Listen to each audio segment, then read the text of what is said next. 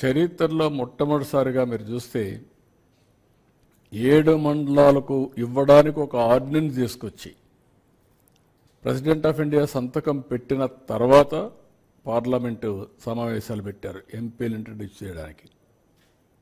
అది తెలుగుదేశం పార్టీ చరిత్రలో ఒకసారి చూస్తే ఆంధ్రప్రదేశ్ చరిత్రలో వివిధ సందర్భాల్లో ఇవన్నీ చేయడం.